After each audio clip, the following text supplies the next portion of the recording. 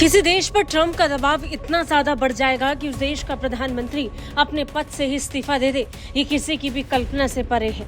लेकिन ये हुआ है जापान में।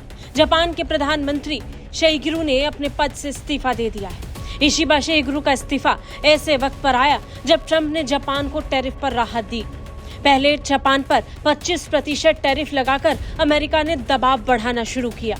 इसके बाद बीच में खबर आई कि अमेरिकी राष्ट्रपति डोनाल्ड ट्रंप ने जापान पर से 10% टैरिफ की छूट का फैसला किया है और इस टैरिफ को घटाकर अब 15% कर दिया गया है। Did you see the turnover of the Japanese Prime Minister stepping down? Do you have any reaction to that? No, I was surprised because I knew him, I liked him, and he's just now stepping down. A little bit surprised.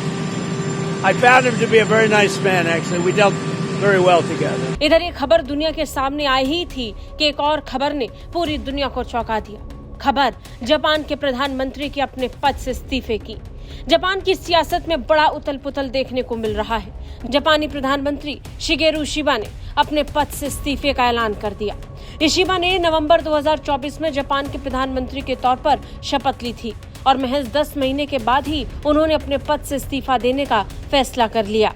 News agency Reuters की एक report के मुताबिक अपने छोटे से कार्यकाल में उन्होंने बढ़ती महंगाई, जनता के बढ़ते गुस्से के कारण चुनाव में अपने गठबंधन को बहुमत खोते हुए देखा।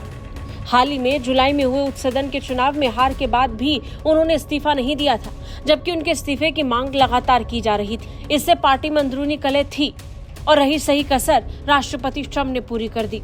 योशिहिदे ने राष्ट्रपति ट्रंप के टैरिफ पर अमेरिका के साथ व्यापार समझौते पर ध्यान केंद्रित किया, जिसने जापान के महत्वपूर्ण ऑटोमोबाइल इंडस्ट्री को हिलाकर रख दिया। आर्थिक विकास को भी इसने प्रभावित कर दिया। 25% टैरिफ जापान को बड़ा नुकसान पहुंचा रहा था।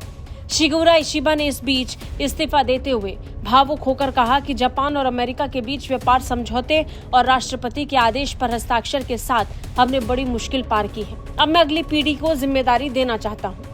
राजनीतिक अनिश्चितता की वजह से भी जापान की मुद्रा येन की कीमत गिर गई और सरकारी बॉन्ड की बिक्री बढ़ गई। योशिहिदे के भाग्य को लेकर अटकलें तेज तभी हो गई जब लगातार पार्टी के अंदर तनाव तेज हो गया।